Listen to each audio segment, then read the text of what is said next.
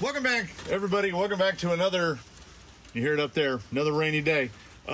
Light rain expected in the next hour. Yeah, this has been like 4 hours. So, not a lot of time to get out on the course. So we keep working on the blackjack. That's right. It came from the workbench, volume 10. It should, I think, when I went through the numbers, it should be like 8. So we skipped 8 and 9. That's fine. This is volume 10, episode 2. What's it going to entail? I don't know. I just spent probably an hour and a half sorting this out. And I make no apologies for not showing it because it was agonizing. I went through so many different permutations of trying. Well, first off, I noticed I had this little torque servo, the CLO 508. I cannot find a single horn that fits this thing. Wherever the little bag that came with the pieces that goes to this, I have no idea where that went. So I start digging further, and I find another servo, and I find another servo. I find these little cheap ones that we've used as replacements on TRX4s when the 2065s blow up. I didn't want to use a tiny little plastic horn for that. I'm digging around further. I find the old 2-speed shift horn that was in the Rift when it still sort of went fast. Power Hobby TR4, which is 25 spline, which enables us to, let me gather this stuff up, which enables me to just throw a nice Reefs horn on there, and this tickles me to no end. Looks like he's gear jamming, yeah!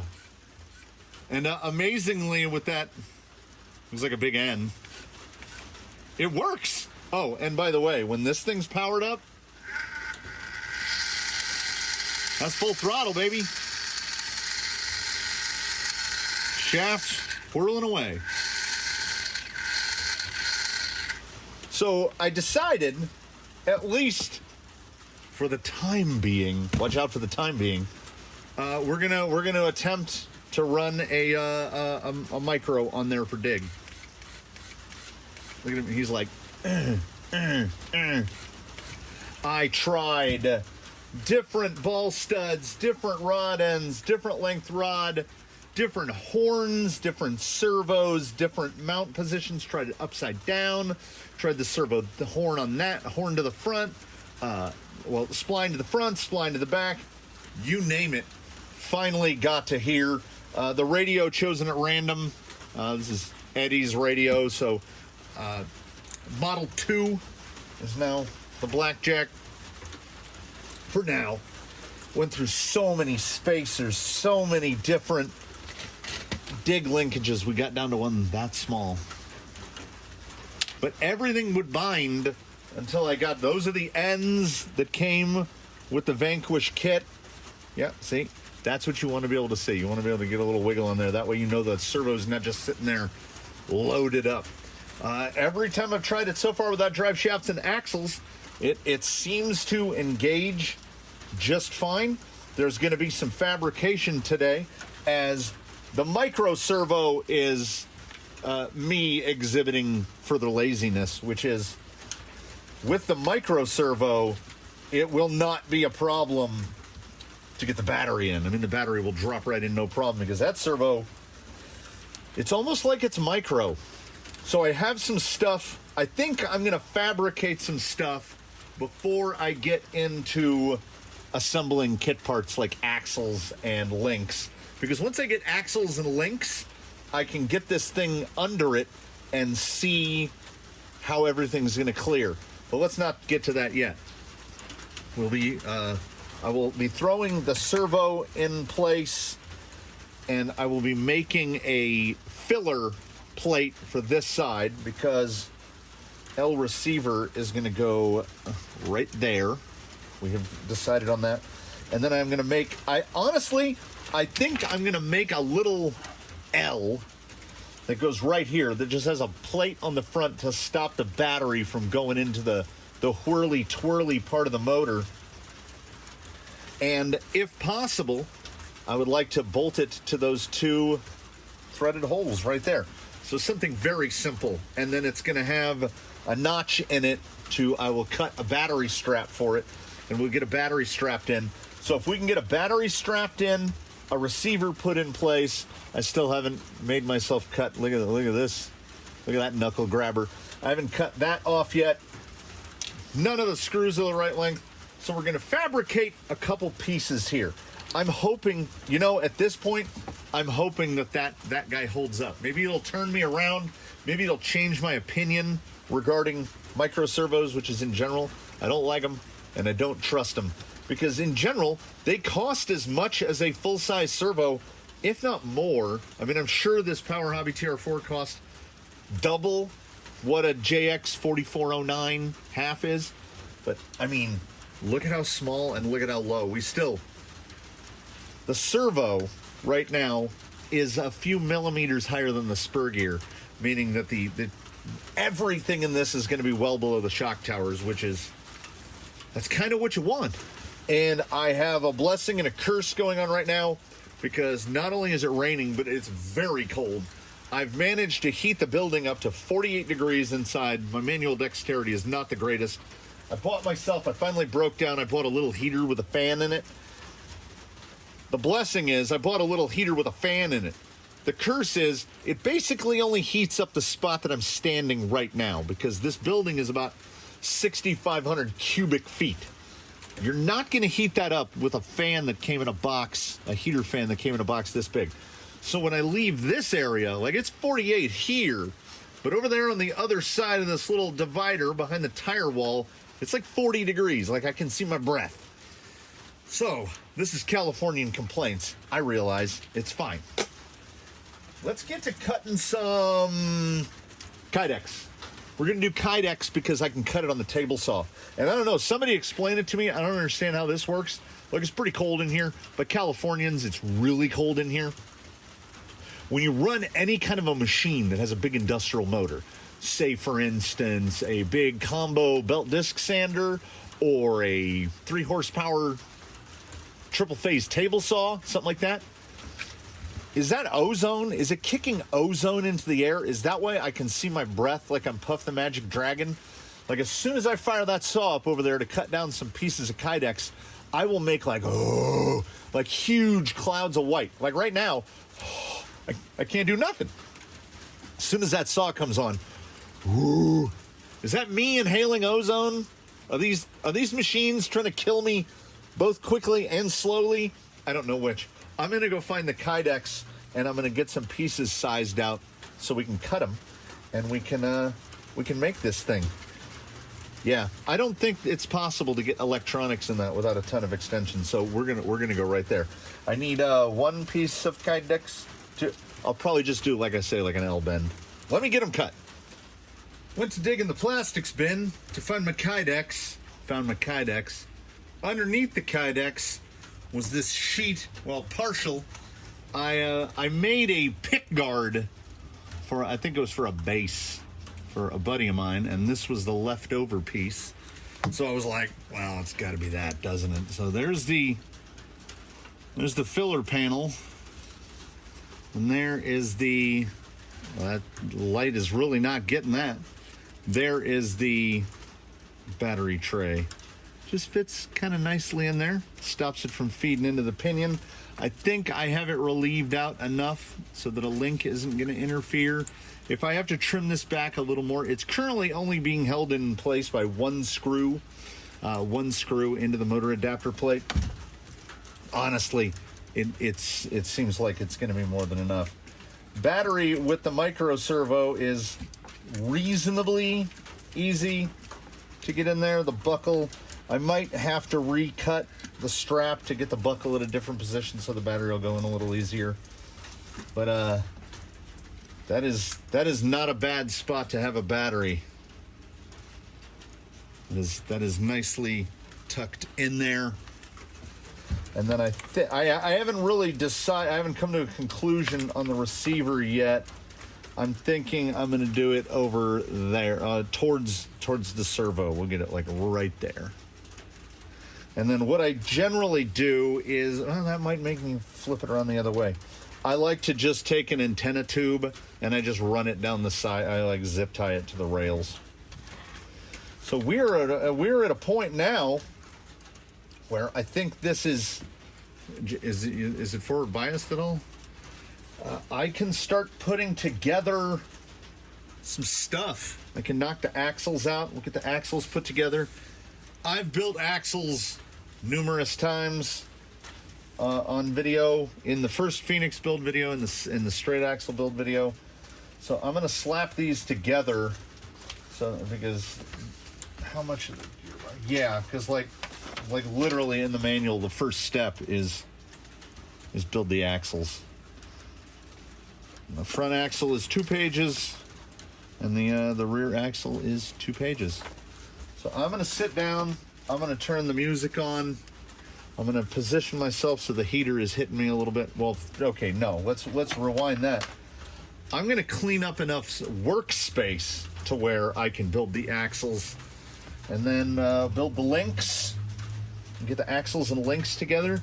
And the goal for this video, if possible, is to get this thing like maybe we can put a little, we'll put a little juice to it and make it move. We'll see if I have enough time. We'll see if we don't run out of time. But the goal is to make it move, because then there's just so much finish, there's so much cleanup, there's so much adjustment, there's so much everything.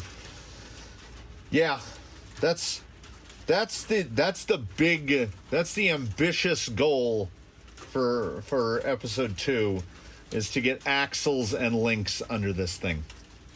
I'm going to build some axles, and if I have any comments on them, I'll chime back in. But odds are, I mean, they're F10s.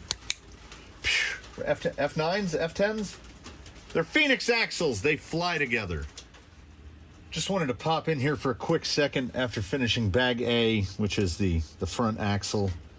Every time I build one of these, whether it be the portal or the straight, they are so smooth.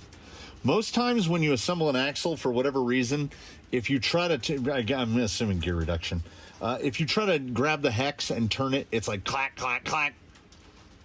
These are smooth from the hex, and when you turn it from the pinion, it's like butter. There's no noise. They're so good. They're just so well built. What a great axle. And they take, honestly, 10 minutes to build one. And Vanquish does it the right way, okay? So we've got 2.5 by 10s, and these are 3 by 10 buttons. Those are the only 4 of those. The entirety of the rest of the axle, all the screws are 2.5 by 10s. You need a 2 millimeter, except for this guy up here, except for putting on the ring onto the carrier. That's it. It's so good. Oh, and I would also like to point out, there's only 2 right ways to do an axle. There's the Traxxas way, which is every bearing is the same size. There's 2 gigantic ones that hold the diff, and then every other bearing in a Traxxas is the same bearing. Vanquish goes the other way, in which all the bearings are different sizes. There's 6 by 12s, 5 by 11s, 7 by 14s, 5 by 14s. Like, there's no way to get a bearing of the wrong thickness in the wrong place, because they're all different. That's pretty great. And the rear axle is just like the front axle, only easier, because no, it's about the same, because when you're building portals, it doesn't matter if it has a knuckle or not. I'm going to throw those together, and then I'm going to see. I think it's links. I think links go after this. No, the rear axle does go together more quickly, because with the way they do the small gear in the portal, it's effectively not retained in any way. So when you're going to put these knuckles on and they're not attached, everything wants to fall out. Like, it's held together by the fact that like tension. If you undo these screws and you pull it out, the bearing falls out, everything falls out. So it is a little easier to put the rears together, every bit as smooth as the front. So good. They're so good as far as axles go. They're so good.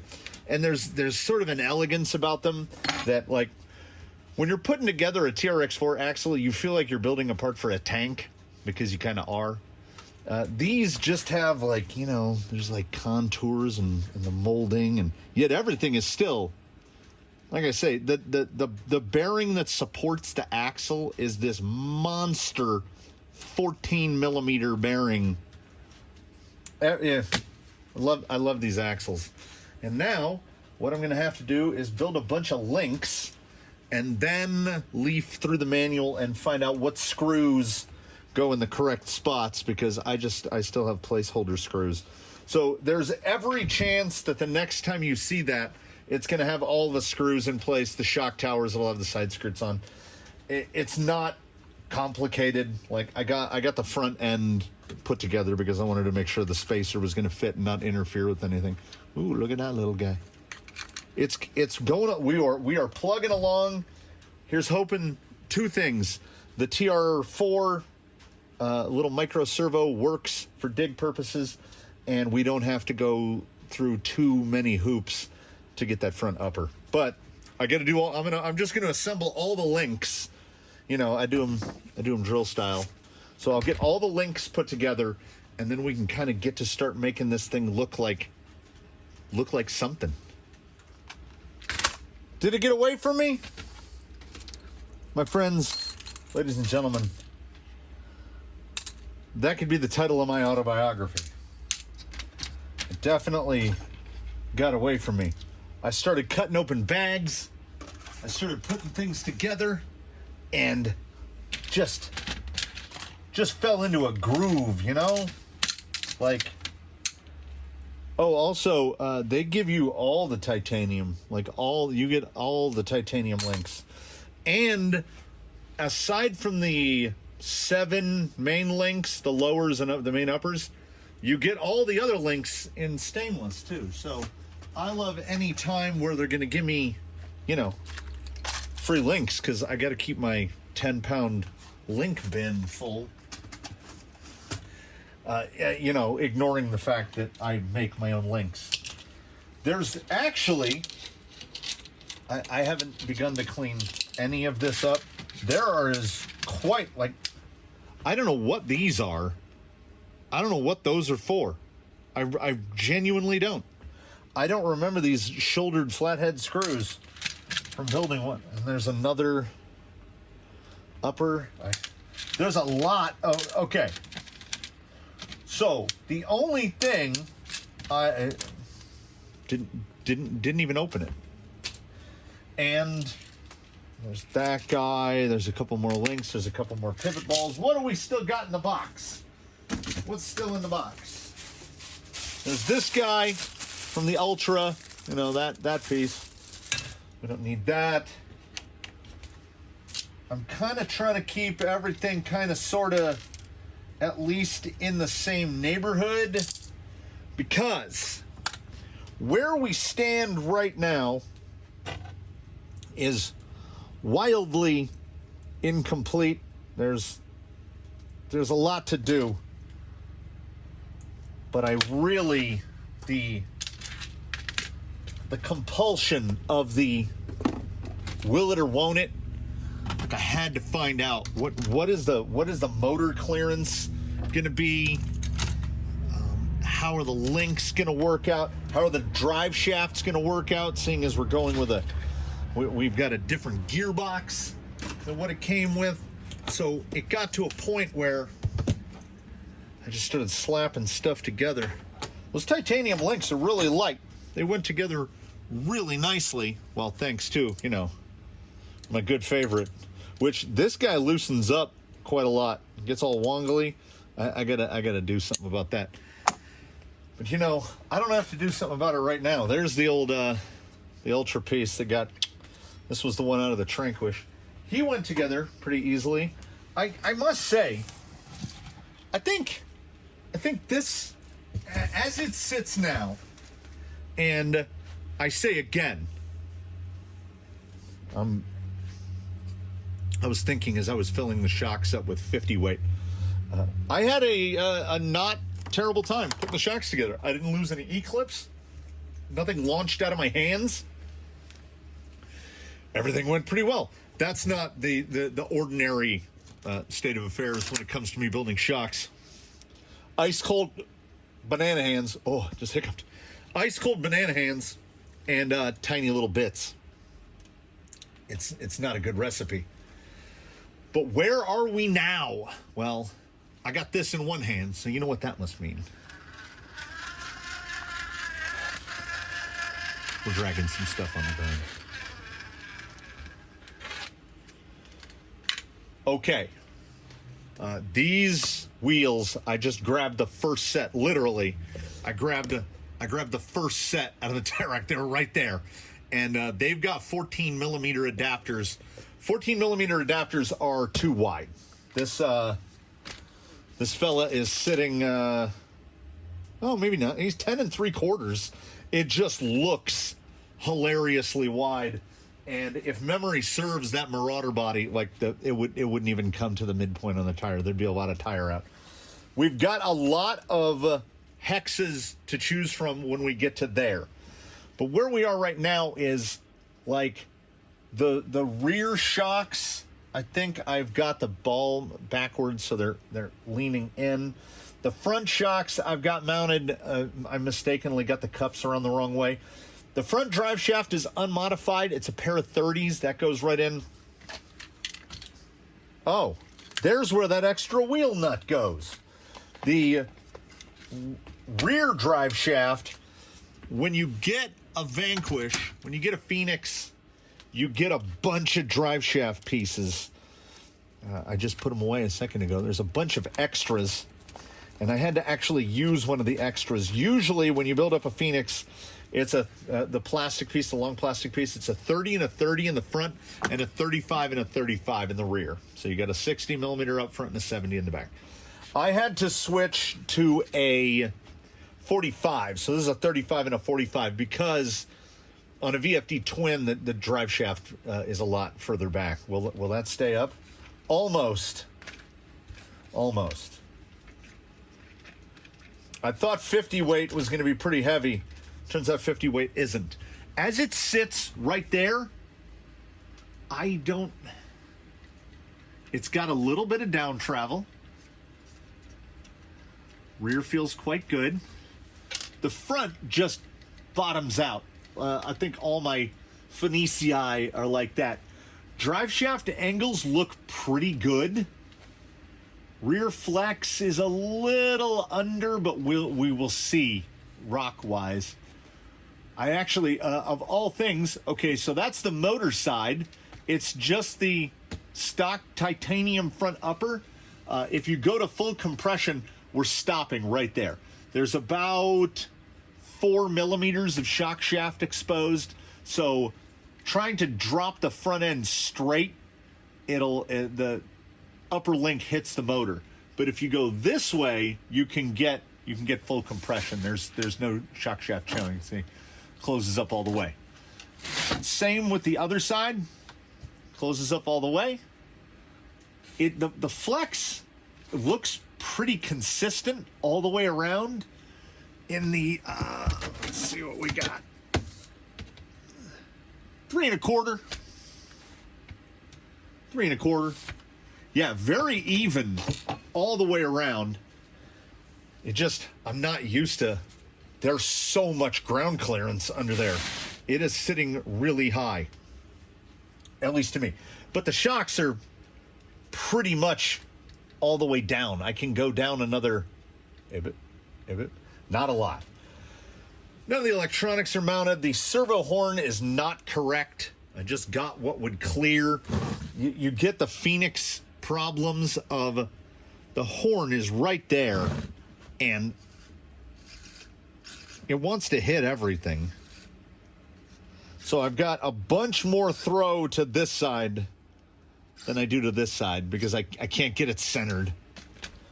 But I'm not worried about it. All I was worried about was that stuff going to hit? Are the drive shafts going to fit? Are the drive shafts going to fall out?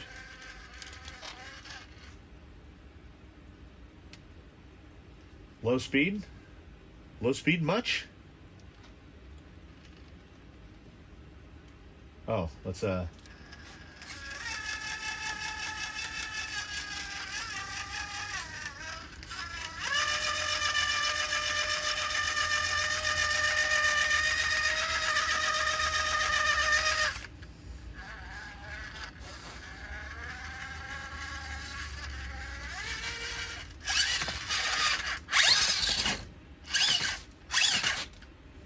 strange thing, that RPM matching mode that it uses. Yeah, see, sub trim minus 100 because I didn't source a it's probably going to be a turnbuckle for the steering link.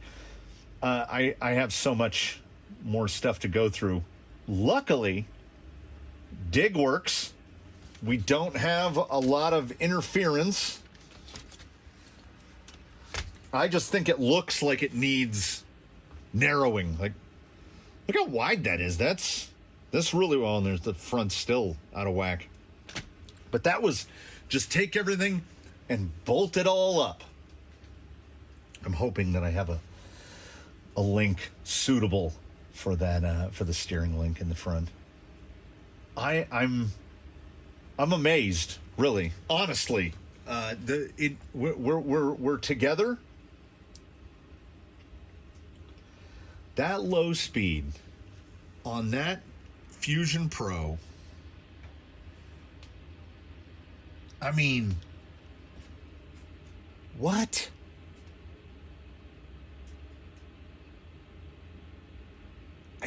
Can anything? Can I? Yes. I mean, come on.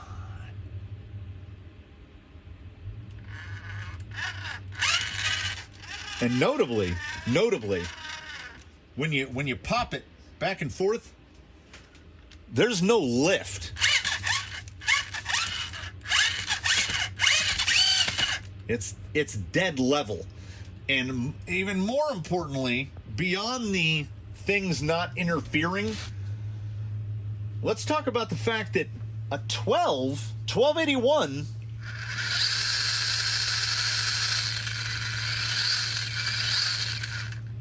1281 might be too slow, and that's a rare and wonderful place to be when it comes to rock crawlers, because most of the time you're running every TRX4 I've got. Anything with a TRX4 axle has got the smallest pinion I can fit on the vehicle. It's just how it is. But this guy, you get the reduction of the Phoenix portals, and then this guy. I'm trying to think. Now that it's out of, because this is the Tranquish's old gearbox. Zoidberg is the other Amazon dig gearbox on portals. I think all the others are on straight axles. I'm pretty sure all the other ones are on straight axles. So this is new territory. I still love the gear jammer dig servo. Doesn't look like it should work, but it does. So I didn't even bother with any of the wires because everything's got to come out. Everything's got to come off. I've got screws too long right there. They're poking through. I need to go down 2 millimeters on those to I think I put 10s in. They're supposed to be 8s. I got to crop that off. I got to replace a bunch of the nuts and recheck all the screws in case there were screws I mixed. I really got to sort out the steering and the horn. It's always fun to try to cram a horn into the front of a Vanquish because everything is just crammed up in there. But so much promise, and over there, there's sun beaming in through the window, and Lord willing, I will get to take this thing out and put it on a rock sooner rather than later, and we can ghost ride this thing in great danger. Let me see. Can I hold this thing at the right angle? Look at how, I don't know if I have anything that sits so low. It's so low. The top of the shock tower, and then the servo looks like a big boat sticking out there. Lay down servo. See how much lower we can get it? I can't wait to see how this thing handles. Can't wait to get this thing cut out. Oh, yeah. Ooh. Oh, that's going to be nice. It's got the rear overhang is a little, thing is so filthy. That rear overhang is a little more than I was hoping for, and we've got absolutely nothing in the way of bumpers. I guess I'll either make something, or we'll just go Ground Fox Origin style and just go no bumper. That's a thing around here, no bumper. No bumper's a thing. So I gotta sort this steering out, horn-wise, everything-wise. But power-wise, I don't think we have an issue. I do have to go through the settings. I got to get the program card plugged into ye old Fusion. I think this thing's going to be pretty good. I love a quiet rig. We all know this. Yeah. Part 2, man. Did I do a lot? Yeah. Did I film a lot? Not so much. I just kind of rolled with it. But come on, building shocks. If you built a shock, you built a shock. Building links, you put them in a drill. Apparently somebody makes a tool. There's like a tool to spin the ends on. Luckily, the chuck of a ye old Boschy, you can just drop the ends down there and spin them right on. It takes like 5 minutes to build all the links. The titanium links are really nice. I still love incision shocks. This thing, everything about it should be so good. I love that battery way down there. I don't know what I'm going to do about the rat's nest of wiring that we're going to have. But you know what? We'll address that in part the 3rd. Matter of fact, I don't think there's a nut on the... No. The rear link is just... The screw is in there, no bolt on it, no nothing. Still gets... That's a lot of leftovers. That's a lot. So, we'll get it ready. Episode 3 of this is going to have wheeling, no matter how long I have to wait to do it.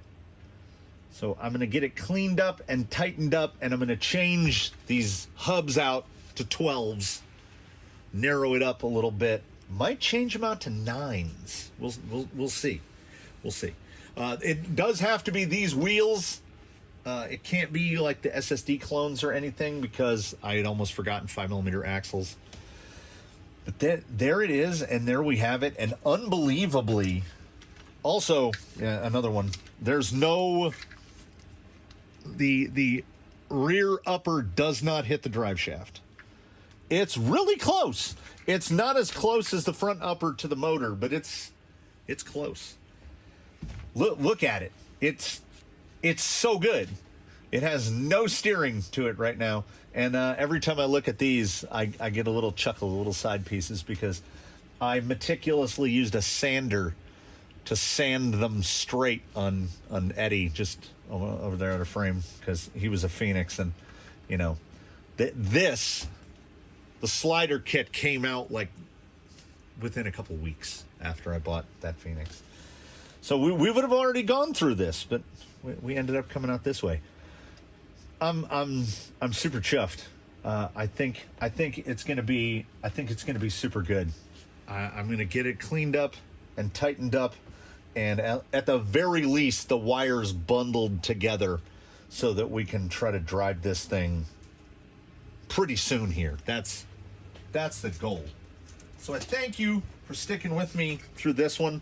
Oh, all right. I like to close every one of these with a question. So,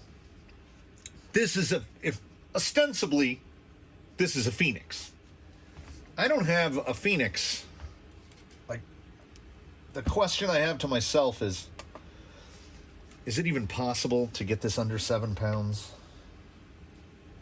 That's grams. I don't know what those mean. America. 5 pounds 9. All right. There are some weight-saving potentials. Like, I'm not using the sides at all. Take them off? Do I take them off? Just bolt them on the side? There's plenty of rigs here running no skirts. Or do we retain them for the slider factor of it? I don't know. Somebody let me know. So my goal, a small goal, 6 pounds, 15.9. Like, if I can keep this under 7 pounds, that would be amazing for a Phoenix. They're pretty heavy.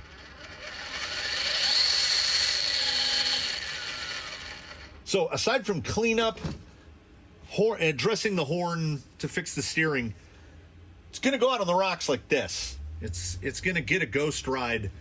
If I could find Daphne's old creep body, I would maybe just sit that over the top to not mess it up. But, I mean, what's the worst? We ruin the spur gear? Great. So, thanks again for hanging out for this one. 5.5 with the body. Really comes down to how much that body weighs. It really does. I wonder what taking these off. Anyway, here, we're diverging. Please do tune in for whatever comes next, whether it's episode 3 of this or something else. Wheeling Wednesday coming up pretty soon. We will see. We'll all find out together. I don't know. I never know till I know. Yeah, I can't feel my hands. It's up to 52. It's 52 degrees in here. Thanks for watching, everybody. Please do comment below if you have any questions, comments, suggestions, whatever. Just want to talk. It's cool. It's all cool. Like, subscribe, etc., etc. Yeah, that's it for this one. We thank you again. We look forward to seeing you in the next one, and we hope that in the meantime, as usual, that you all do your very best to have a good one, everybody. Thanks.